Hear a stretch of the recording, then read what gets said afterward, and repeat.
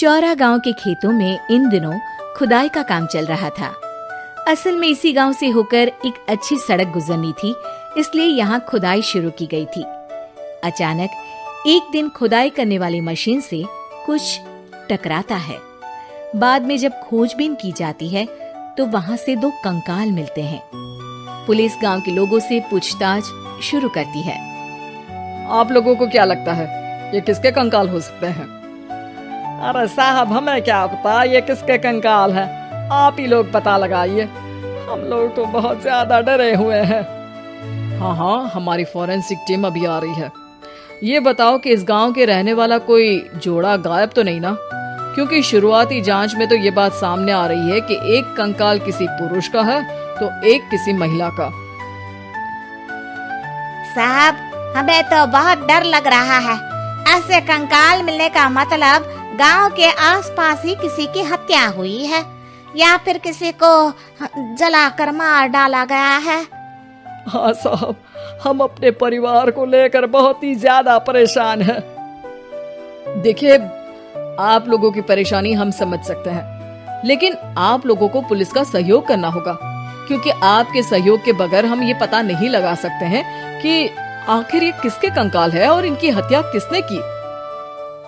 ठीक है साहब, गांव के लोग आपका पूरा सहयोग करेंगे। हाँ साहब, पूरा सहयोग करेंगे। तो फिर ठीक है, हम अपनी जांच शुरू कर देते हैं।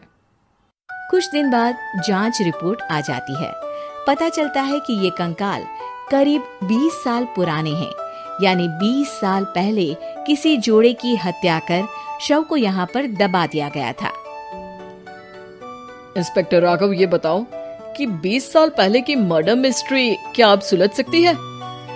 हाँ सर, क्यों नहीं, लेकिन अब सबूत और गवाह काफी मिट गए होंगे। मुश्किल तो होगी, लेकिन शायद किसी परिवार को इंसाफ मिल सके। इंस्पेक्टर राघव, आप बिल्कुल सही कह रहे हैं। किसी परिवार को तो इंसाफ मिलेगा ही और किसी को उसके किए की सजा भी मिलेगी। जी सर, मैंने तो जांच शुरू भी कर दी है। 20 साल पहले इस गांव के 2 जोड़े अचानक कहीं गायब हो गए थे। मैंने दोनों ही परिवारों के बाकी के सदस्यों से बातचीत शुरू की तो उन्होंने बताया कि उनके बच्चे शहर गए थे, लेकिन आज तक वापस नहीं लौटे हैं।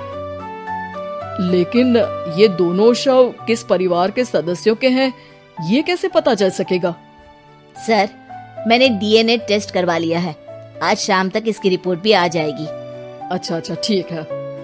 उसी शाम को सर, डीएनए रिपोर्ट के मुताबिक ये दोनों ही लाशें चौरा गांव के रहने वाले प्रधान सुल्तान सिंह के बेटे और बहू की है। लेकिन इनकी हत्याएं किसने की है, ये कैसे पता लगेगा? इसी का तो पता लगाने की कोशिश में जुटा हूँ सर। आज सुल्तान सिंह से मिलने भी जा रहा हूँ। मेरा बेटा और बहू तो मेरे लिए सिर्फ यादों में ही रह गए थे। हमें उनकी लाशें तक नहीं मिल सकी थी। आज 20 साल बाद उनके कंकाल मिले हैं। मैं अब किसके लिए जीऊं?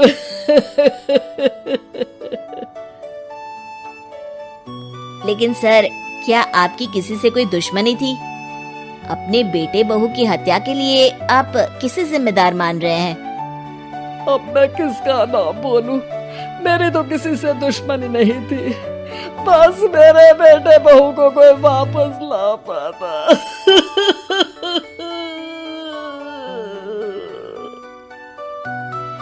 इसके बाद सुल्तान सिंह फूट फूट कर रोना शुरू कर देते हैं।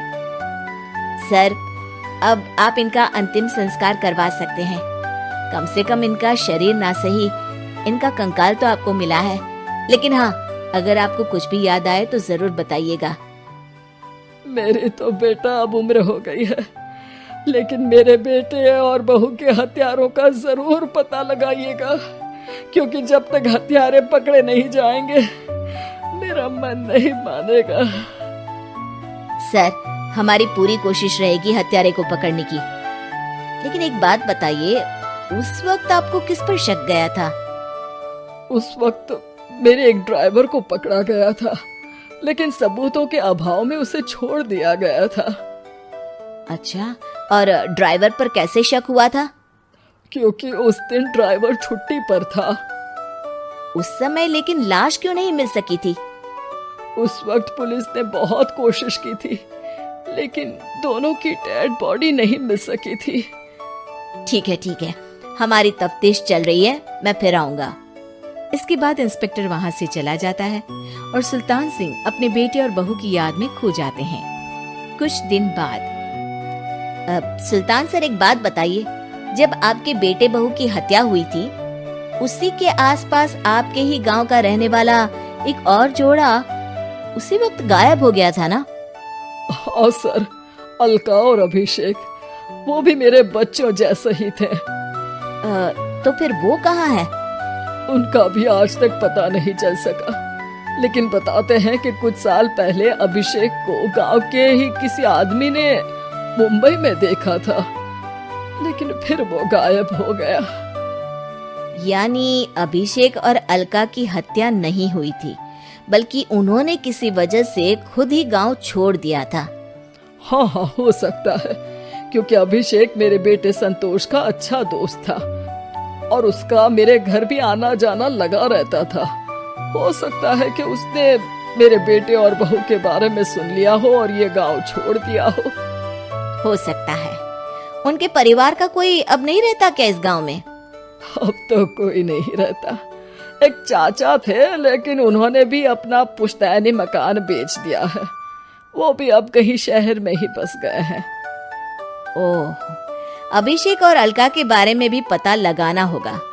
हो सकता है कि वही इस हत्या के बारे में कुछ बता सके। हो तो सकता है, लेकिन वो बेचारे तो खुद ही वक्त के मारे थे, वो क्या बताएंगे। फिर भी सर, जब केस दोबारा खुला है तो जांच तो करनी ही पड़ेगी, और इस बार तो लाशें भी बरामद हुई है। कुछ दिन तक लगातार तफ्तीश चलती रही। एक दिन थाने से सुल्तान सिंह को फोन आता है। हाँ, कौन बोल रहा है? सर, मैं कांस्टेबल तुलाराम बोल रहा हूँ थाने से। आपको थाने आना पड़ेगा। थाने? लेकिन क्यों? सर, किसी की पहचान करवानी है। अच्छा ठीक है, मैं दोपहर तक पहुँचता हूँ। सुल्तान सिंह दोपहर में थाने पहुँचता है। कई पुलिस के अधिकारी वहाँ मौजूद रहते हैं। सर, आपके बेटे की हत्या का रहस्य आज शायद सुलझ जाए। अच्छा इंस्पेक्टर राघव, पर वो कैसे? सर, उस आदमी को देखिए, क्या वही अभिषेक है? सुल्तान सिंह की आंखों में हैरानी से आंसू आ जाते हैं। हाँ सर, यही अभिषेक है। ये आपको कहाँ से मिला? सिर्फ अभिषेक ही नहीं, बल्कि इसकी पत्नी अलका भी इसके साथ है। मैडम, जरा अभिषेक की पत्नी को लाइए। जैसे ही अलका को पेश किया जाता है, सुल्तान सिंह जमीन पर गिर जाते हैं। सुल्तान सर, क्या हुआ आपको? आप अलका को देखकर गिर क्यों गए? सुल्तान सिंह सर पकड़कर बैठ जाते हैं। ये अलका नहीं, बल्कि ये तो मेरी बहू रितु है। पूरा थाना एक दूसरे का मुंह देखने लगता है। क्या?